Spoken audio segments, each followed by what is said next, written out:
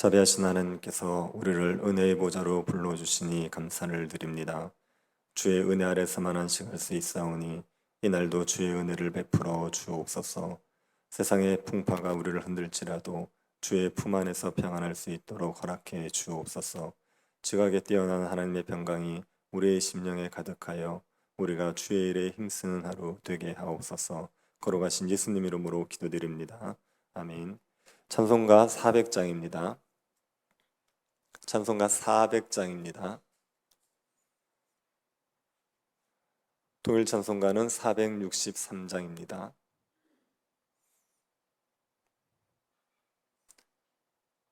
찬송가 400장입니다.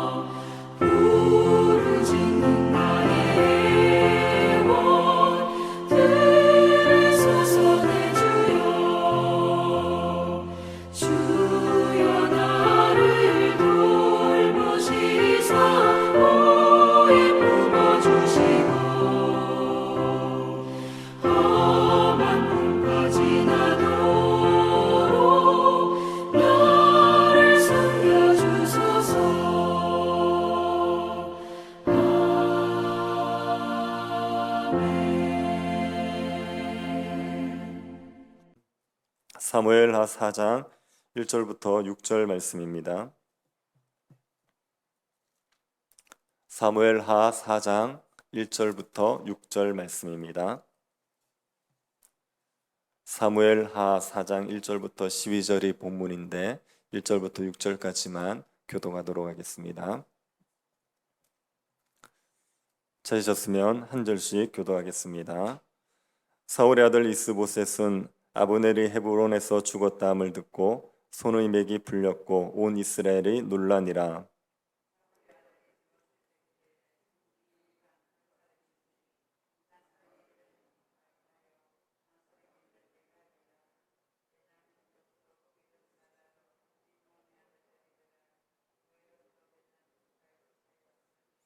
일찍이 부에롯 사람들이 깃다임으로 도망하여 오늘까지 거기에 우고함이더라.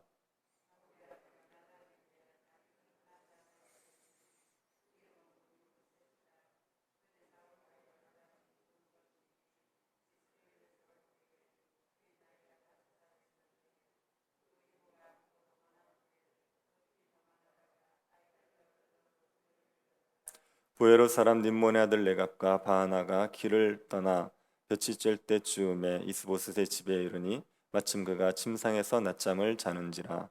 레갑과 그의 형제 바하나가 밀을 가지러 온 채하고 집 가운데로 들어가서 그의 배를 찌르고 도망하였더라. 아멘. 한 나라의 왕조가 바뀔 때마다 피를 흘리지 않는 경우는 거의 없습니다. 기존의 왕을 몰아내고 왕위에 올라서려는 사람은 손에 피를 묻히게 되어 있습니다. 무자비한 사륙을 한 이후에야 왕위에 오를 수 있습니다. 하지만 다윗은 왕위에 오르기 위해서 피를 묻히지 않았습니다. 다윗은 왕이 되기 위해서 사울의 집안 사람을 한 명도 죽이지 않았습니다. 사울의 집안 사람들은 다윗이 아닌 다른 사람들의 손에 죽임을 당하게 됩니다. 오늘 본문은 사울의 아들 이스보셋이 죽임을 당하는 이야기입니다. 이스보셋은 아브넬에 의해서 왕이 되었습니다. 그리고 이스보셋의 나라는 실제로 아브넬에 의해서 다스려지고 있었습니다. 아브넬이 없는 이스보셋은 헛수와 비에 불과합니다. 그런데 아브넬이 죽었습니다. 그것도 다윗에게 나라를 바치러 갔다가 죽었습니다. 그 말을 들은 이스보셋의 손에 맥이 풀렸습니다. 이스보셋은 모든 의욕을 상실하고 넋을 놓고 있었습니다. 그리고 온 이스라엘은 놀랍니다. 이스라엘은 충격으로 인하여서 크게 혼란스러운 상황이었습니다. 이스보셋은 이런 상황을 수습할 능력이 없었습니다. 두려움에 사로잡혀서 어쩔 줄 모른 채 손을 놓고 있었습니다. 이런 상황을 지켜보고 있던 이스보셋의 지휘관인 바나와 레갑이 다른 마음을 먹게 됩니다. 바나와 레갑은 형제입니다. 이들의 아버지가 부에롯 사람 림몬입니다. 부에롯은 여호수아가 기브온과 조약을 맺을 때 얻은 성읍 중에 하나입니다. 부에롯 사람들은 깃다임으로 도망을 해서 살았다고 했습니다. 깃다임이 어디인지는 정확히 모릅니다. 그런데 부에롯 사람들이 깃다임으로 도망간 이유는 추측을 해볼 수 있습니다. 사울은 여호수아가 기브온과 맺은 조약을 무시하고 기브온 사람을 죽인 적이 있습니다. 그때 부에롯 사람들이 깃다임으로 도망을 쳤을 겁니다. 그렇게 보면 부에롯 사람인 바나와 레갑은 순수 이스라엘 혈통이 아닙니다. 가나안 족속이었는데 이스라엘에 편입이 된 사람들입니다. 베냐민 지파에 속해 있긴 하지만 베냐민의 후손들은 아니었습니다. 이스보셋이 이들을 지휘관으로 삼았습니다. 그리고 이들이 사고를 친 겁니다. 이스보셋을 죽입니다. 이스보셋은 마하나임에 있었습니다. 두 지휘관은 깃다임에 있었을 것입니다. 둘은 아침에 길을 떠나서 저어가 될 때 이스보셋이 있는 마하나임에 도착을 했습니다. 그때 마침 이스보셋은 잠을 자고 있었습니다. 레갑과 바하나는 이스보셋의 집에 들어갑니다. 밀을 가지러 온 차 하면서 그 집에 들어갑니다. 밀을 가지러 온 채 했다는 것은 군량밀을 가지러 온 채 했다는 뜻입니다. 군사들에게 줄 양식을 가지러 온 척하면서 이스보셋의 집에 들어갔습니다. 그리고 잠을 자고 있는 이스보셋의 배를 찌르고 죽입니다. 그러고 나서 이스보셋의 목을 베어서 그 머리를 가지고 도망을 쳤습니다. 이스보셋은 자신의 부하들에게 죽임을 당하고 목이 잘리는 수치를 겪었습니다. 이스보셋의 죽음은 하나님께서 세우신 왕을 대적한 결과이지요. 하나님께서는 사울의 집을 버리고 다윗에게 왕위를 주셨습니다. 이스보셋은 하나님의 뜻에 순종해서 다윗을 왕으로 섬겨야 했습니다. 그런데 스스로 왕이 되어서 다윗을 대적합니다. 그 결과 이스보셋은 자기 부하의 손에 죽는 비참한 종말을 맞이합니다. 이스보셋의 죽음은 사울의 집의 완전한 몰락을 보여주는 겁니다. 이스보셋 외에도 사울의 후손으로 요나단의 아들 무비보셋이 있었습니다. 이스보셋이 죽으면 그 뒤를 이을 가장 유력한 사람이 무비보셋입니다. 그런데 이 무비보셋은 다리를 절었습니다. 사울과 요나단이 블레셋과의 전쟁에서 죽고 그리고 그 소식을 들은 유모가 5살이던 무비보셋을 안고 도망을 칩니다. 블레셋 군사가 쳐들어와서 사울의 집을 몰살시킬 수 있다는 생각을 해서 무비보셋을 데리고 도망을 친 겁니다. 그런데 도망을 치다가 5살짜리 무비보셋을 떨어뜨렸습니다. 그래서 무비보셋은 다리를 절게 됩니다. 두 발을 다 절게 되었습니다. 그러니 이스보셋의 뒤를 이어서 왕이 될 왕이 될 수가 없었습니다.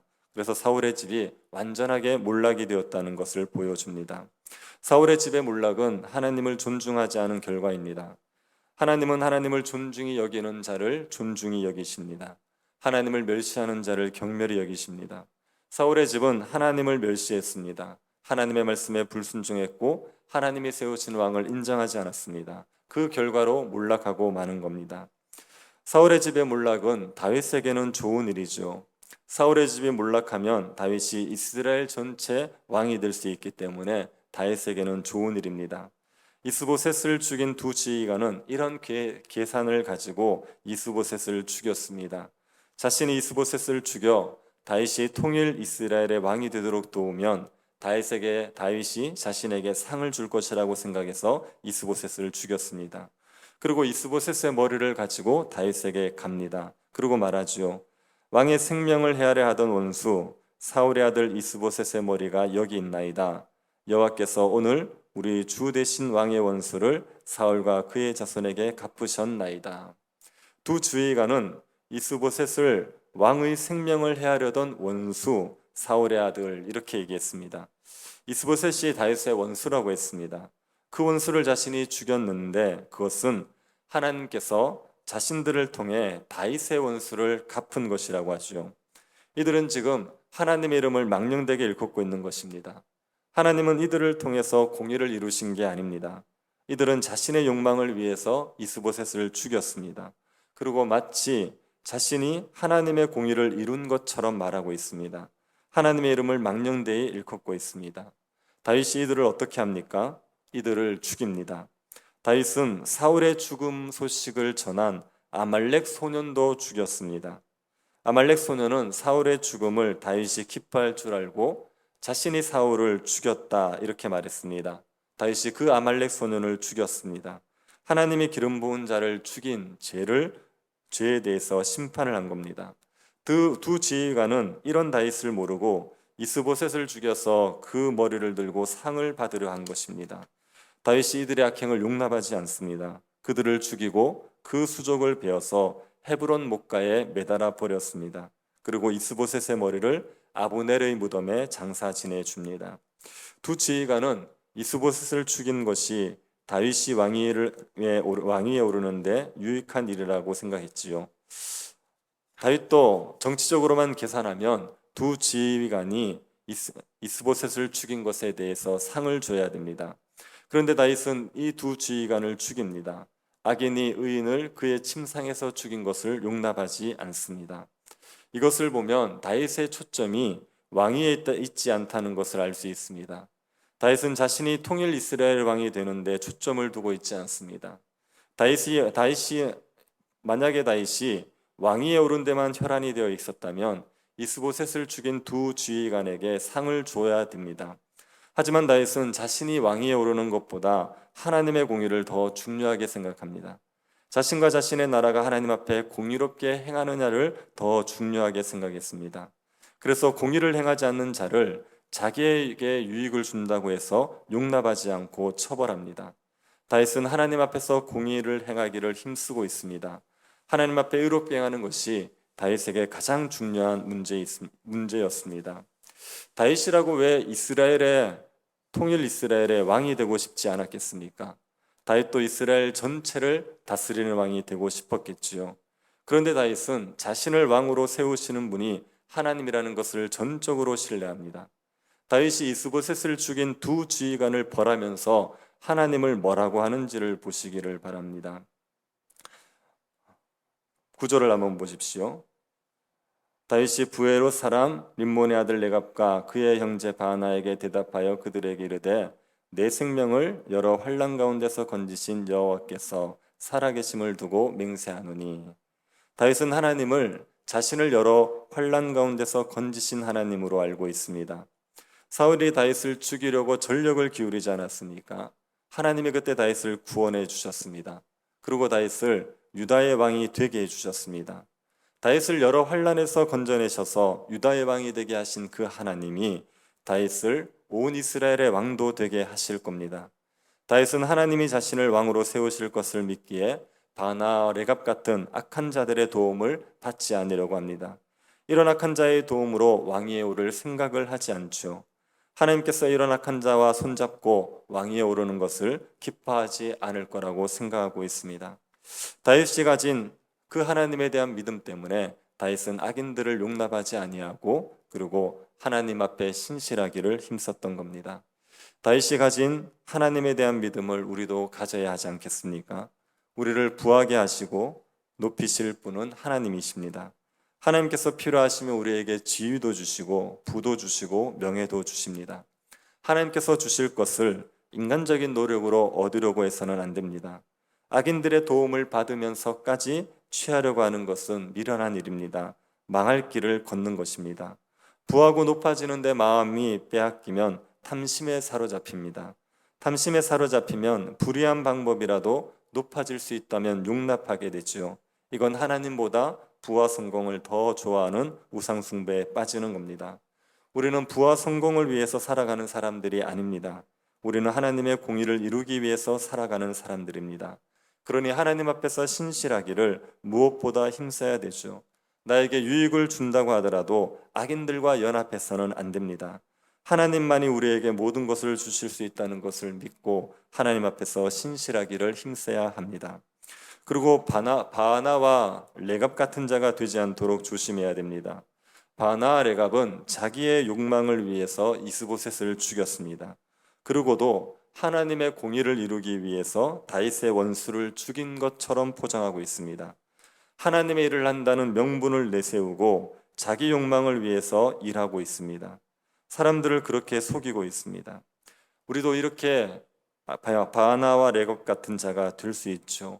자기의 욕망을 위해서 일하면서 하나님을 위해서 일한다고 속일 수 있습니다. 사람들을 속일 수 있을지는 몰라도 하나님을 속일 수는 없습니다. 하나님은 만홀히 여김을 받지 않으시는 분입니다.